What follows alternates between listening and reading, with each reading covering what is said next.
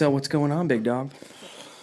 What's going on in life? Yeah, I think finding a place to even begin what's going on in my life is a little bit of a challenge.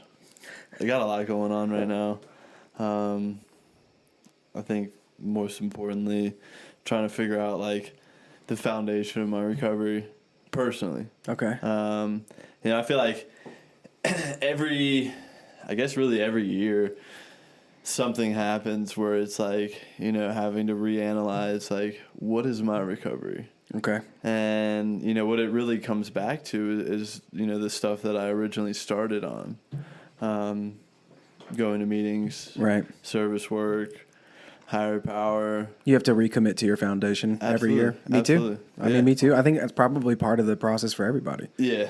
And so, events recently, I lost someone extremely close. To addiction? No. Okay. No. Old age. Oh, okay. Yeah. Old age, and probably the closest person I could lose. And it's interesting because, sticking around for a little bit of time, there's a few 4 steps that I've done. Yeah. And of course you got the category of reservations. And I remember when I first got sober. You were like, if this person dies, I'm going out. Oh, yeah. And the interesting thing is, it wasn't just on my first 4 step. It's been on all my 4 steps. Okay. So, of course this person goes, and interesting thing is I'm still here. Yeah.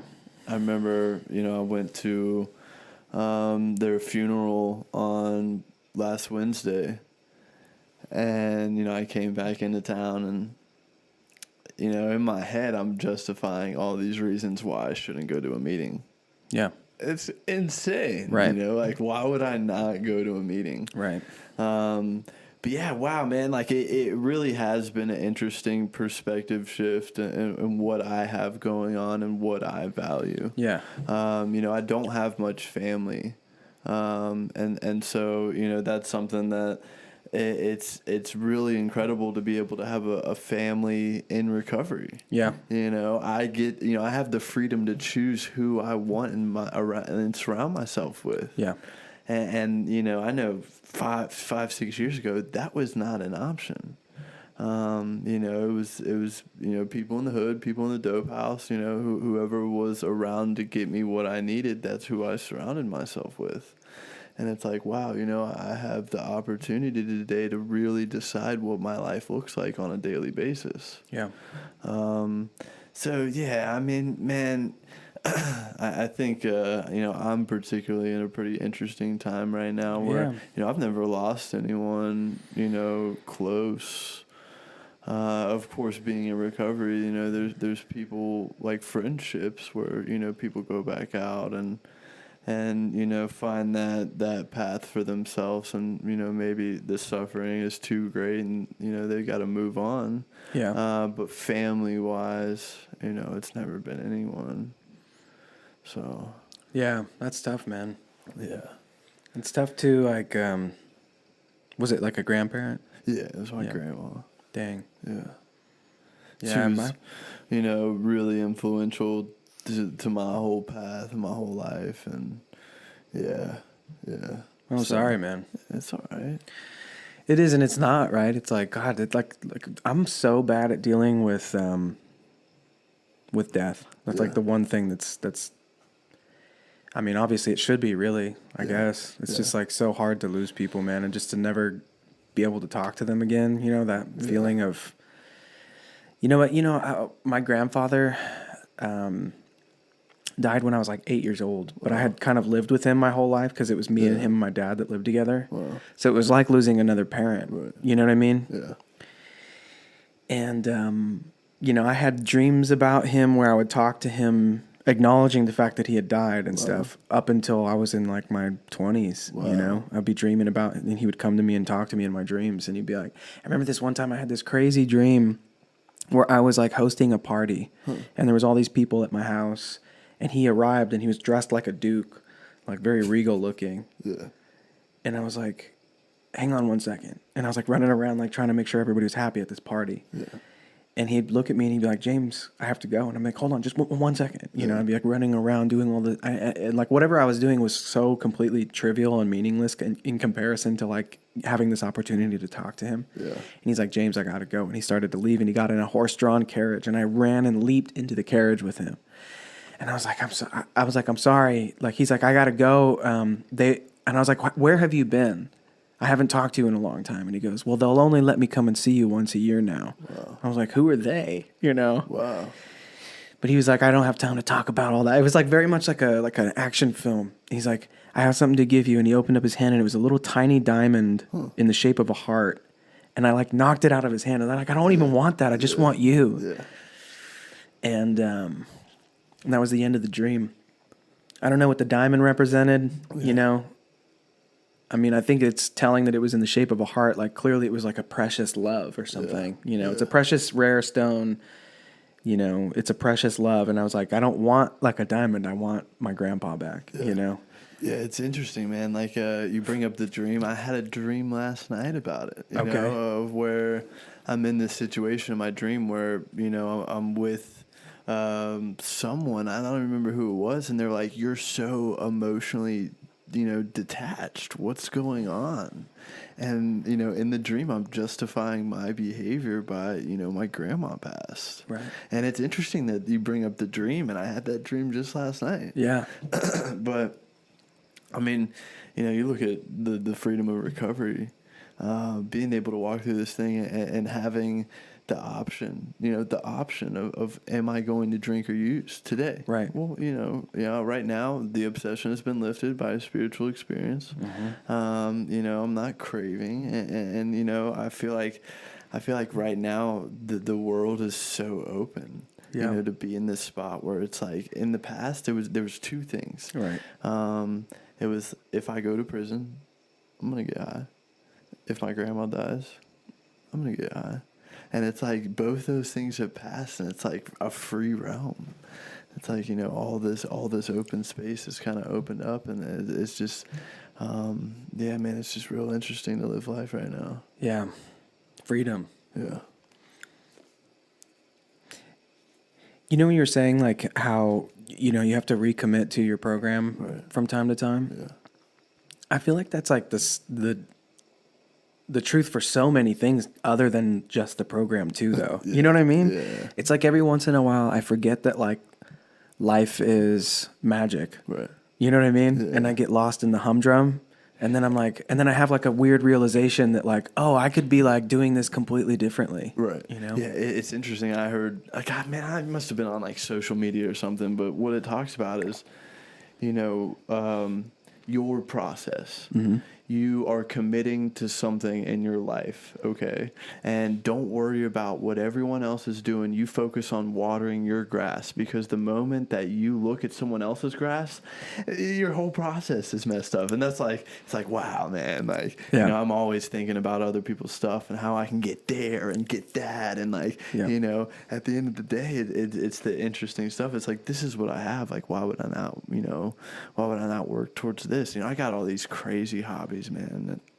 And, you know, I'm constantly finding myself consumed in these hobbies, but what other people are doing. In the hobbies that you like. And it's like, why? It's like, why don't I just spend that time and focus on, you know, getting better at my part? And man, I feel like that's just the human nature. Yeah. It's just like what we do, especially someone like me. Yeah. You know, I'm so obsessive. Yeah. You know, I'm so compulsive. You know, you take the drugs and alcohol away, I'm left with this. Yeah. and so, yeah, oh man, I just started looking at buying a house, and God, you know, I get into these cycles. I go home and I lay on the couch, and next thing I know, I'm 4 hours deep looking at houses, and all the houses I'm looking at aren't even realistic. They're not even in your price range. It's like, wow, what am I doing here? I'm like sitting here, I'm looking at a house that's, you know, $800,000, thinking about all the stuff I'm going to do with the rooms, and it's like, I'm not getting this house. I mean, you could, but from what I understand right now, it is a seller's market. not a buyer's market around here, right? So now's not even the time for us. No. And that's the thing. It's like, why am I even looking at buying? Yeah. But it's these ideas I have in my head. That's actually a good question. Why are you looking at buying? Are you trying to move yourself into that next echelon of adulthood? Does that feel like what it is? Or are you craving like the stability of a home? Yeah, I think, I've lived in the house I'm living in currently for 3.5 years. And I think like in the back of my head, I was always like, they might sell it to me. Yeah. And it was like kind of believing, one day, they're going to be willing to sell this house to me. Gorgeous location. I mean, like absolute best possible scenario. And I think like I finally come to terms that they're not going to sell me the house. And so it's like, all right, well, I want to, I find a lot of fulfillment in like, home projects and, painting the walls and just stuff like that. And, I want to be able to have my own space where I'm worried about the landscaping and, I want to do things to the house because it's my house. Yeah.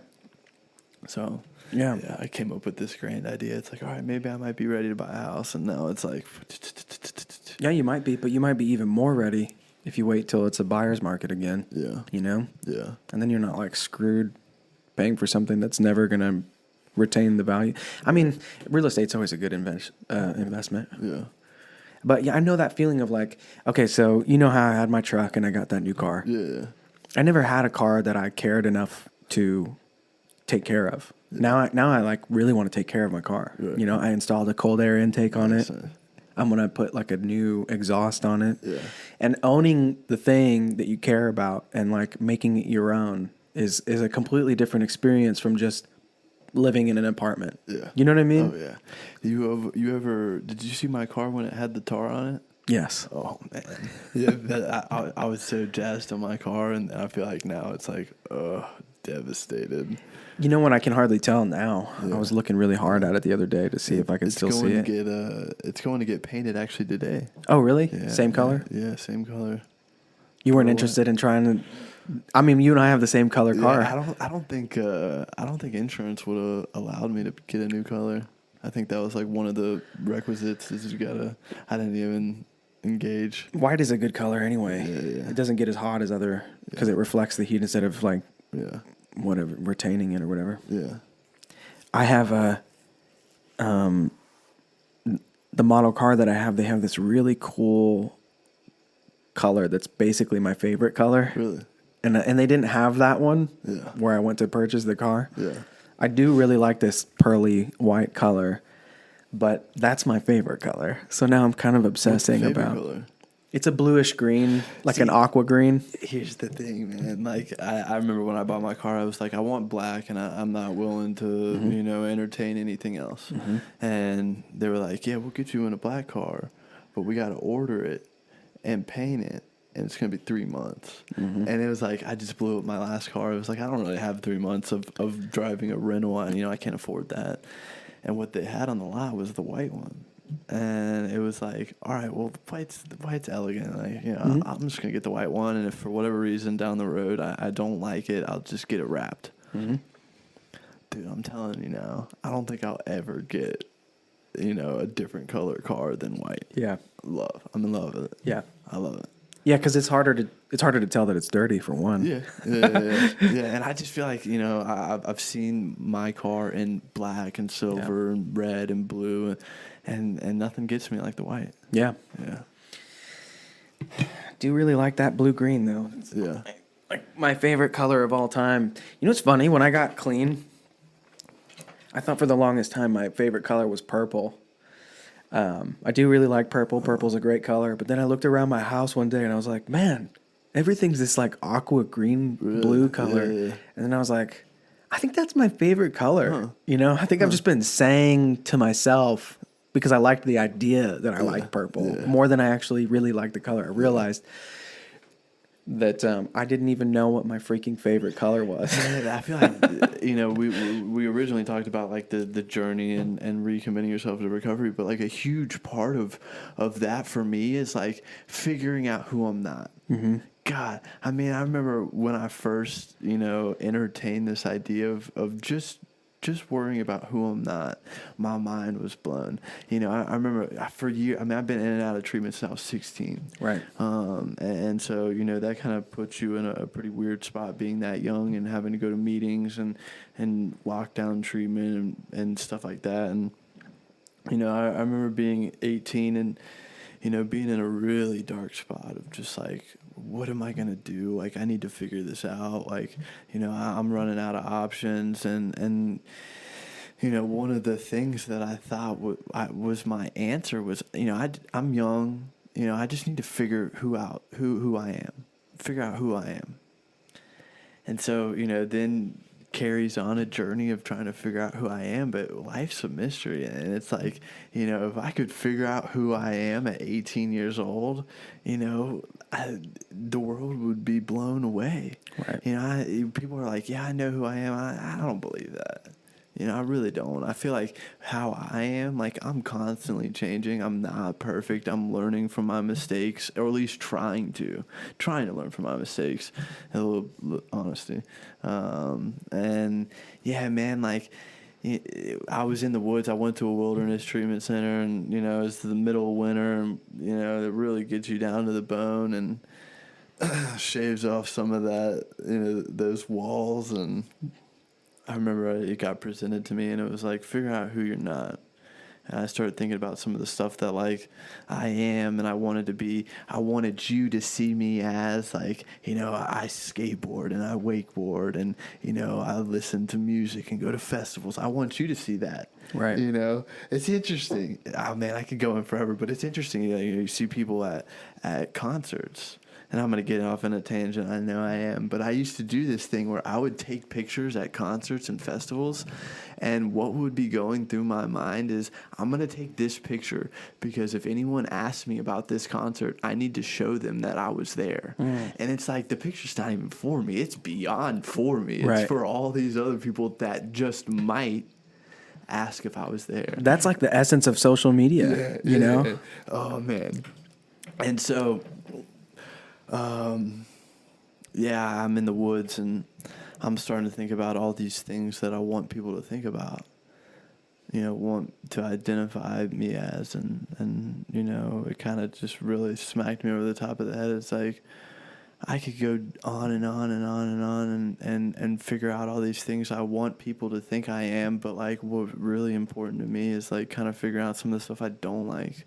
Like maybe I don't like rap music, or maybe I don't like country, or maybe I don't like the rain, or maybe I don't like hot Florida weather, or maybe I don't like lasagna. Or I've been saying I love lasagna my whole life. I don't even like lasagna. Whatever it is, just trying to figure out some of the stuff that I'm not, and build from that.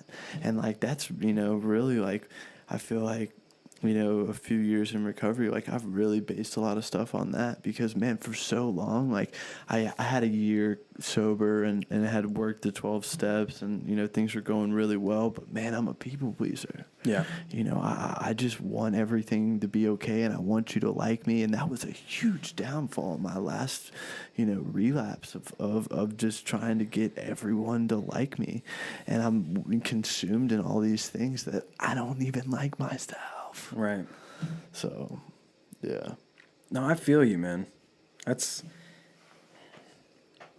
think it's a symptom of the disease. I think. Yeah. Yeah, man. I think it's a symptom of being human. Yeah. I think it's a symptom of being in a society currently which is obsessed with presenting to the world and talking about everything in our lives, and being very public about what's going through our heads and what we've experienced. Yeah. Have you noticed this phenomenon of people, speaking to their deceased relatives in a Facebook post? It's really fascinating to me. There's nothing wrong with it. Yeah. There's nothing wrong with it. Right. It's just really fascinating to me that people feel the need to do that. They'll say they'll be addressing their deceased loved one directly, but as their Facebook status, Yeah, it's interesting, man. I don't know what the last thing I've posted on Facebook is, but it's something I talked to about with my therapist, and we were talking about it, and I was bringing it up. It was like, look, I I have my close circle, but like, I don't want what people know what I have going on. Right. And she was like, that's the thing. We're not supposed to have thousands of people know what's going on in our life. Like, Right. social media has kind of created that. And that's something, man, like, I just don't resonate with that. Yeah. You know, I can't do that. And maybe one day I'll change. You know, that's the cool thing about, like, you know, this whole idea of who I am is like, me today might be different tomorrow. And like, you know, it's constantly going that way. Yeah. So I think that's a hard thing to do in a real intimate relationship for some people. Yeah. Is accept that your partner is ever changing. Yeah. I think that's been an issue for me in the past. I don't know what it is. I'm not a good candidate for relationships. I just want to put that out there in case you're watching this and you think I'm great. I am not I'm not the one. Okay. Yeah.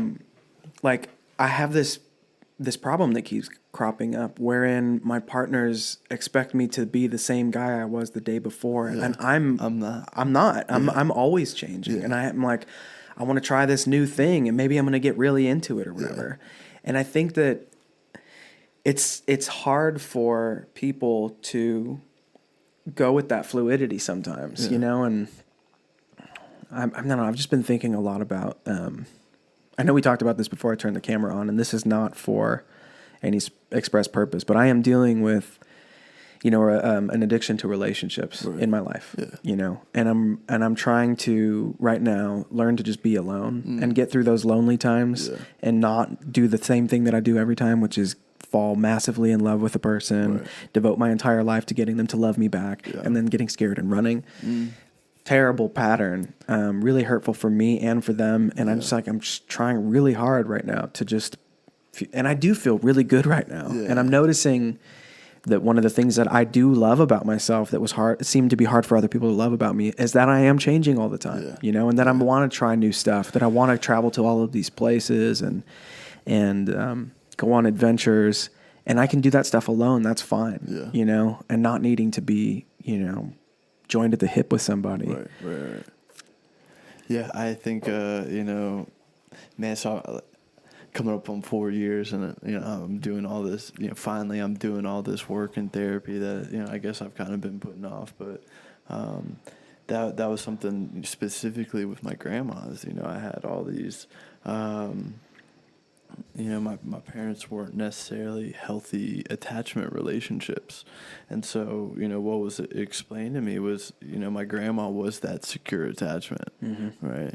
And so you lose them now, and it's like trying to figure out, like, okay, like, this is gone. And I particularly, like, I'm having to go to therapy for my attachment styles because, you know, it's come out and you know, not the best ways. You're talking about like running and being avoidant, and then, you know, I have the anxious and the avoidant thing, and it's like, oh my God, right, you know, right. like, I think wow. I did too. Yeah. And so we're working through this book, but that's something that's, you know, it's like, okay, here's the next step in my recovery. It's like, I've lost my secure attachment.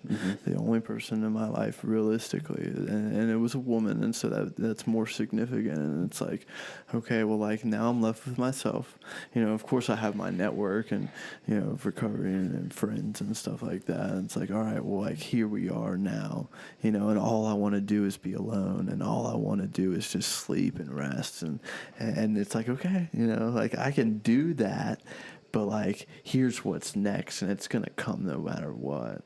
You know, it's kind of like the relationship thing. It's like, you know, you can stay in this spot, and, you know, I'm guilty of it too, of just what's comfortable. But, you know, it's like the repeating thing is like, life is gonna give you the lessons you need to learn, Right. and they're gonna keep coming. Yeah. It's like, wow. So when you say that it's going to happen whether you want it to or not, the next thing, what do you think that next thing might be? Is there any way to plan for it? Is there any way to know what that next thing is? Are you talking about the next thing for you might be starting to have these healthy attachment relationships, and one of those is coming for you? Yeah, I think, you know, even at work and you know, like, just trying to so like I have this window of tolerance, and what my pattern is 4, 5, and 6 is my window of tolerance where I'm comfortable. I can make decisions. I can show up for you, and all the things that a normal healthy person would do in a relationship. And what my pattern is I'm in this window of tolerance, and something happens where I get shot up into this anxious space. So now I'm anxious. I'm making decisions out of fear, that kind of stuff. And what I've naturally done is in my childhood and stuff, it's fight or flight. And I build myself up basically to a point where I'm so anxious that I just go straight down to avoidant. Mm-hmm. And so then it's like, I create all this worry, all this fear, everything's going to happen, my life's going to end, all this stuff, and then fuck it. Yeah. And so, that's just my pattern. Yeah. But, something that I'm working with my therapist is particularly recognizing those. Okay, I'm anxious. I'm fearful of this. I was about to make a decision here. Maybe I should wait. I'm feeling avoidant. I just want to be alone. Just recognizing that it's not about, for me right now, figuring out how to solve these issues. I think it's probably something that I'm going to live with for the rest of my life. But like something that's important to me right now is just making an effort to gain a little bit of awareness around them. Yeah. Wow. Yeah, me too. The other day I had Renee in here, and we were, we chatted, and she told me her story and stuff. Wow. And afterward, and it was a very vulnerable share for her, and she told me afterwards, she said, I'm not used to being on this side of the table and telling my story anymore. Yeah. I'm used to people telling me their story. Wow. And then pretty quickly we transitioned into me telling her what's going on in my life. Yeah. Like it just happened so naturally. And I was like, hey, listen, you know what? I don't want to do this to you. I don't want to like turn you into therapy mode right now, Yeah.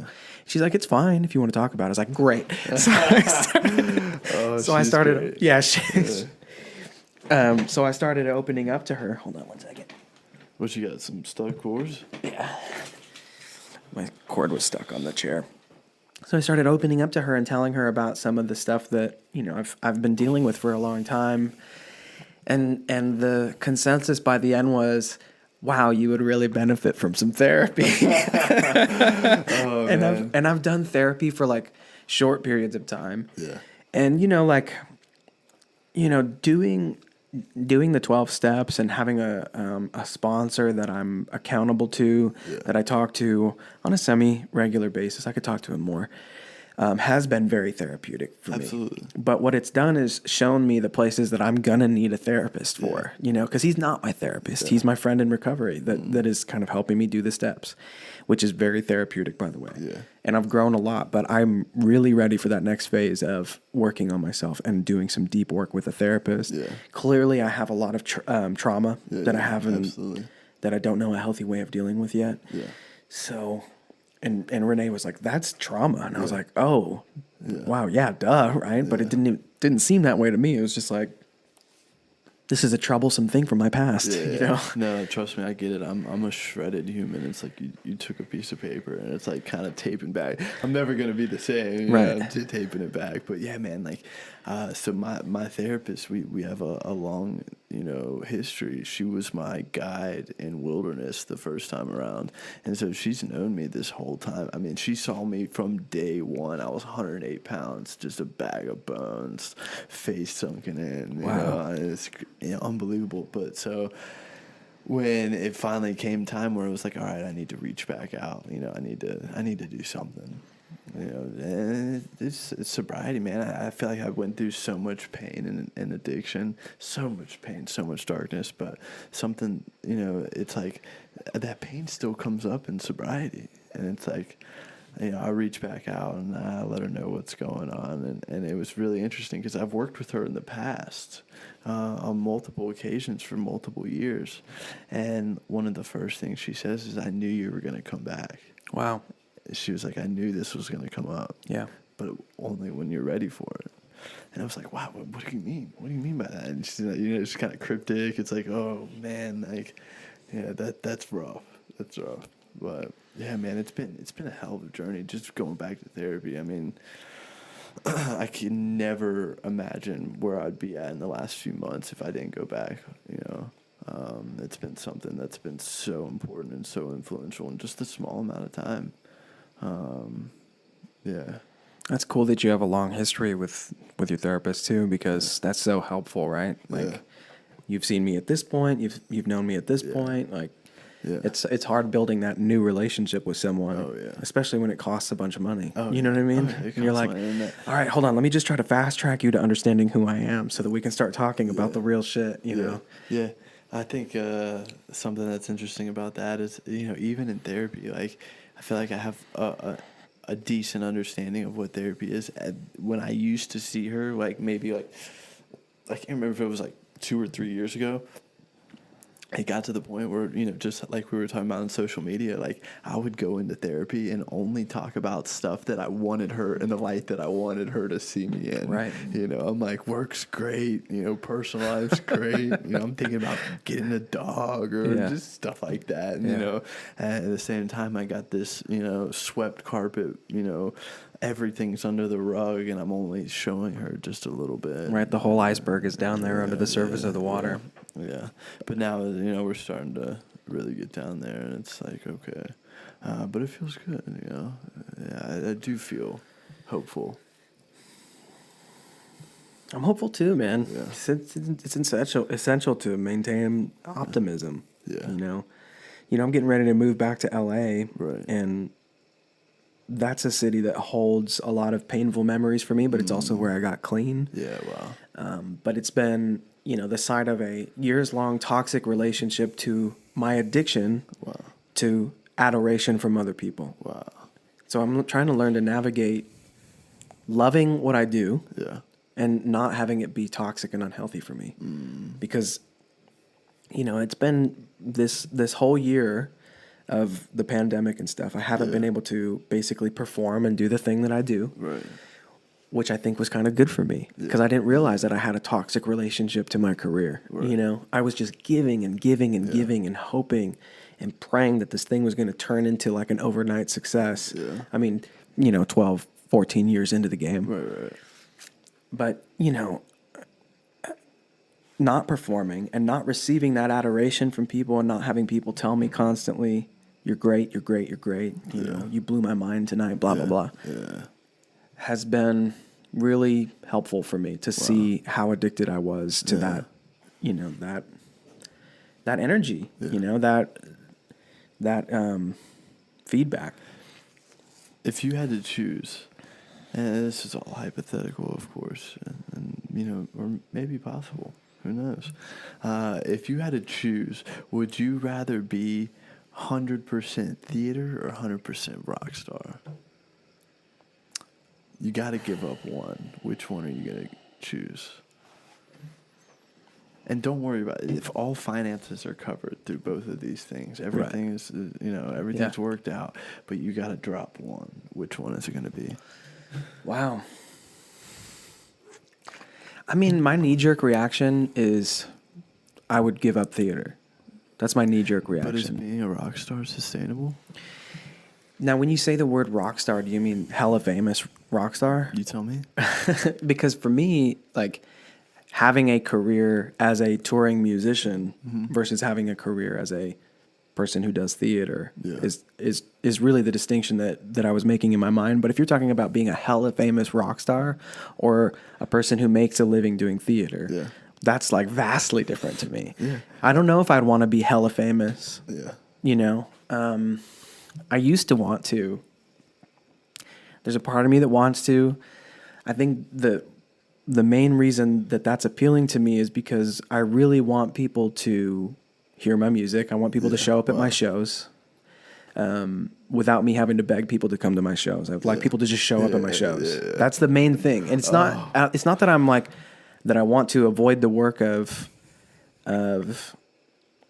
you know, hustling for my career, because I've done that for a very long time. It's that I don't want to have to beg people to come to shows anymore.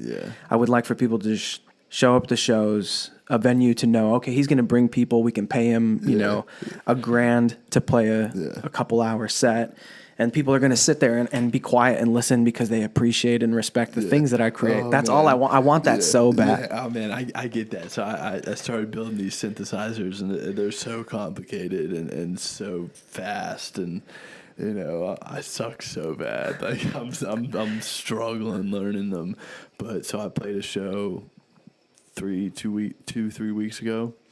And so that was something that was so enticing. It's having like 100 people to play for, and it's like, wow, I just want more and more and more. I don't want to have to ask anyone. Right. I just want to be at my house, start patching patching everything up, make a melody, and everyone just watches. You know, it's stuff like that. But yeah, I totally get that. Yeah. Yeah. I mean, that's all I've ever wanted. I just want people to show up at my shows and, you know, I want my career to chase me back a little bit. I've been chasing this career for so long. Yeah.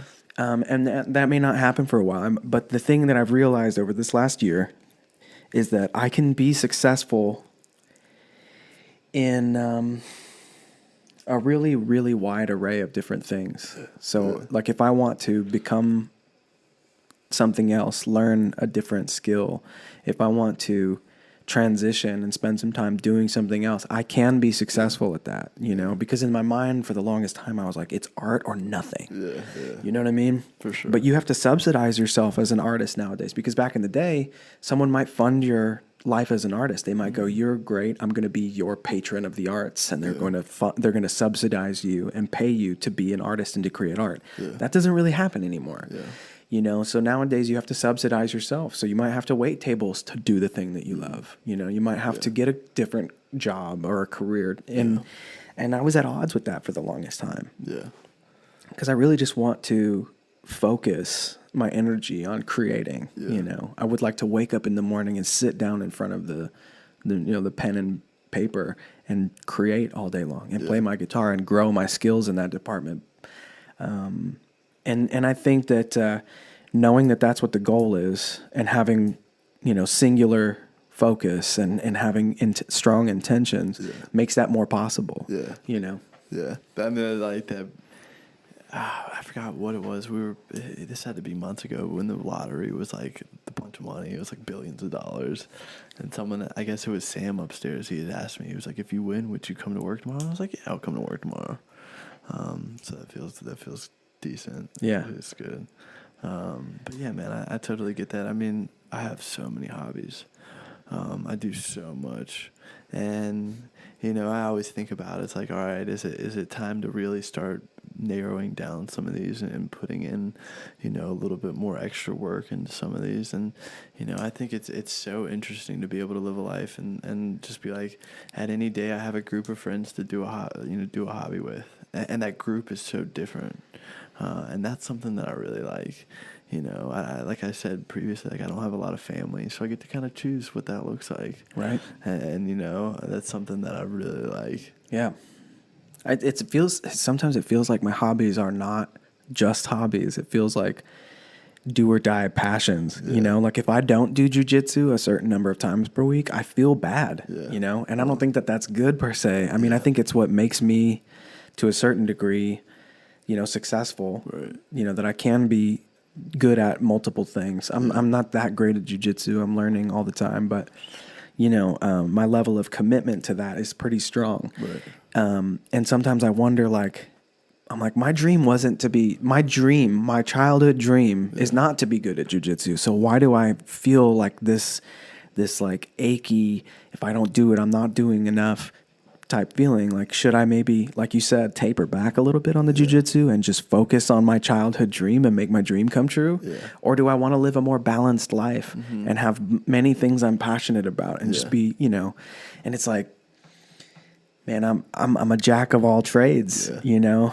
Yeah. I think that I have, because of the time that I've spent on stage, like I have so much stage time that I have my 10,000 hours as a performer. And so that's my main thing. Wow. But I have all this time. I mean, I have tons of things that I'm very passionate about. Yeah. Or at least a handful of things, you know, performing, the gym, recovery, jujitsu, and making music. So it's I don't have a lot of time for. So when people want to hang out with me, I'm like, are we doing the same thing? Are we doing the stuff that I'm interested in? Because otherwise, it's kind of hard for me to. Like if someone wants to do something that I'm not that into, I'm like, I don't know if that's going to work out in the long run. Yeah. I mean, I'm kind of in the same boat. I feel the same way. There's so many people that I hold dear to, but I feel like I'm so consumed in a lot of the hobbies that I'm doing right now that we just never get around to seeing each other. Yeah. So, I can relate to that, man. It's interesting you bring that up. I feel like I haven't thought about that in a while. Yeah. So it's somewhere I would be at. Wouldn't be at it, if I was getting high, for sure. That's something that it's a repetitive theme coming up. It's like all this stuff, but really taking a second and being grateful for the stuff that I can acknowledge. Yeah. Because, I can be grateful. It's like, man, I went through this period in sobriety where I was having these like using dreams, and it was like the ultimate dose of gratitude. I would wake up and be just so grateful that I was still sober. And you're like, I'd be oh, on my thank God. Hands and knees and just, wow, I can't believe I'm here. I got a year, 2 years, 3 years, however long. And I'm going to do everything right today. I'm going to read, I'm going to pray, I'm going to meditate. Yeah. And, I dive really into it for 5 minutes, and as soon as that 5 minutes of fear and that dose of gratitude is gone, I'm right back to the same bullshit. And Jeremy's been texting me a gratitude list every morning. I get those. Do you text him back? No, I don't text him back. I do it. Do it. I text him back. It kind of just depends. Like when the quote is real, like I resonate with it a lot. I'm like, solid, fire. Yeah. Thank you. I text him back a gratitude list. Oh, do you? Yeah. Huh. That's been good for me because it's See, every I'm not morning. getting- I'm not getting the gratitude list. I get the quotes. Oh, just the quote? Yeah, I think so. Oh, snaps. Yeah. Well, then we're going to remedy that situation. No, Text get him the up and be like, gratitude list. I need to be on your gratitude list. Yeah. So I have this concept that's been kind of dancing around in my head. When you said, I'm going to do everything right today, I'm going to pray, I'm going to meditate, read. I think that all of us, first of all, I love hearing why somebody loves something because I think that that's like the ultimate way to learn to love it as they love it. If when someone shows you a song that they love and they go, listen to the bass line right here, and they're really into it, it's like, it makes you appreciate that bass line. Or when someone shows you like, or someone shows you like a delicious cup of coffee and they're talking and they're like one of those people that's like really into, just almost like the equivalent of a vintner, like someone that shows you how to drink wine properly or whatever. I don't even know if that's the correct term, but there's like a term for those people. But when someone shows you how to enjoy something and tells you what they love about it, it helps you love it, right? And you're talking about, I'm going to do everything right today. I'm going to pray today. I think that all of us are maybe like we have like one piece of the puzzle of like if I describe to you what I think God is or what I think the higher power is or what the universe is and how it works, that's one more little piece of the puzzle. That's one more piece of information because none of us is right. None of us is all the way right. There's no possible way that any of us is all the way right. So I have to hear what you think it is and why you love it. And that helps me love it from my perspective. Because the only place that I'm going to be able to experience life, the universe, God, is from my perspective. No matter how many people... It's like the group conscious of it, 12-step meetings. So I'm curious. What do you think? What do you think about GOD? You down with GOD? Yeah. I think, I've gone through crazy changes in visualizing and conceptualizing higher powers and recovery. I had mentioned briefly that, I had a few past attempts at recovery and man, my progression of God and higher power and spirituality has just transformed from 16 to 25. Oh, yeah. Oh my God, man. So I used to go to a Christian school, and they actually put the fear of God in me. And when I first got into recovery, I'd probably say, I was really into having everything clearly defined. Like, my God looked like this, and this is where they show up, and everything was on paper. I could write it down, tell you a story. I wanted to be able to draw a picture of it. But the older I got and the more pain I experienced, things kind of dissolved, and I think that there was times when, early on when I was going to meetings, especially this last time, I guess my ego had gotten so big where, in meetings when I wanted to share about my higher power, I wanted to be Mr. AA and tell you exactly what my higher power is and why it works for me, and maybe it could work for you too. And, throw that out the window. Yeah. God, I don't even know. It's crazy to think back that, like, I was sharing in meetings about stuff like that. But yeah, absolutely. I mean, I'm constantly that's my spiritual experience was definitely of the educational variety of where, I'm just kind of figuring things out, and stuff is adding up.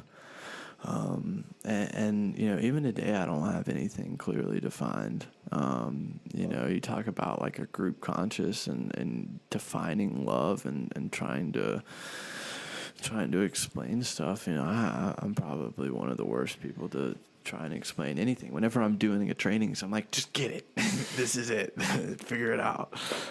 But yeah, I mean, there's been so many things in my life that I swear, man, sobriety's so weird where, like, my life has been so ridiculous that, like, it would be ignorant for me to be like, nope, there's nothing greater than this. Right. And there's nothing, maybe, you know. It's like, I have to believe that. Yo, dude, I feel you. Everything that has, every event in the most crazy way possible has happened to me. Right. And I made it through it alive for sure. Like, and I think that's so baffling. It's like, how could I sit here and be ignorant to the fact that, like, there isn't something more? And here's the evidence in my life to make it real. Yeah. Man, I've had the craziest experiences that are just a little too perfect to not be acknowledged as being, supernatural almost. Perfect time, perfect person there. Yeah, or the perfect song on the radio, when you needed to hear the precise words that are coming through, and you've never even really listened to this song's lyrics before, and suddenly it's like... goosebumps. Oh, yeah, the goosebumps, man, the chills. And you're like, okay, all right, I'm listening, I think that's another one that kind of comes and goes, right? Like we're talking about, sometimes you got to recommit to your purpose. Sometimes you got to recommit to your recovery. Yeah. You got to remember sometimes after forgetting for a while, for whatever reason, that life is a game that can be played. It doesn't have to be so serious. Yeah, I see one of the big things for me is, I used to smoke crack, and... Me too. That was a hell of a life.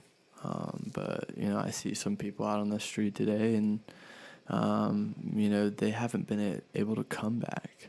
I was way out there, man. I ripped all my hair out. I'm thinking that there's people living in the smoke detectors. I'm hiding in the dryer. I'm running down New Leicester Highway naked at 3 a.m. while it's raining. It's absolutely ridiculous stuff. But yeah, man, I see people out there, and they go into psychosis and they don't come back. And it's like, wow, like, why did I come back?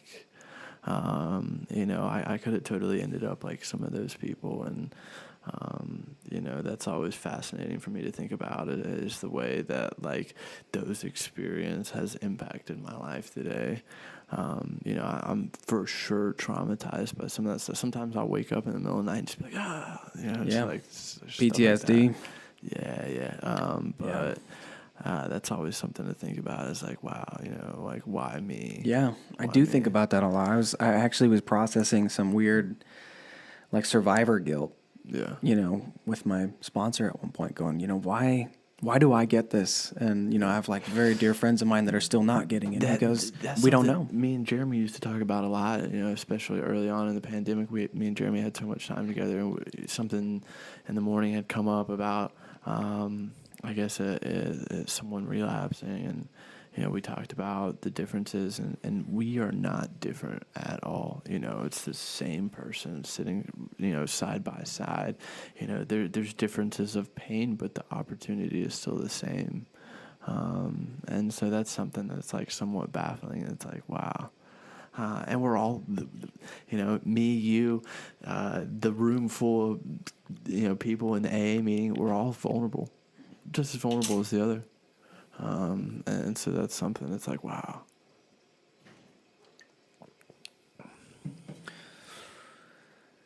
Well, not knowing why we get to be the lucky ones that get to do this thing and be these guys today, I don't know, but I'm really thankful, Yeah. I'm really thankful that we get to be in here talking in this crazy office. For sure. Yeah. Thanks for doing this, man. Yeah, absolutely. What is today? Wednesday? Wednesday. Let's do a Wednesday. Do a Wednesday? Yeah, let's do a Wednesday. Yeah, we'll kill it. Thank you, brother. Yeah.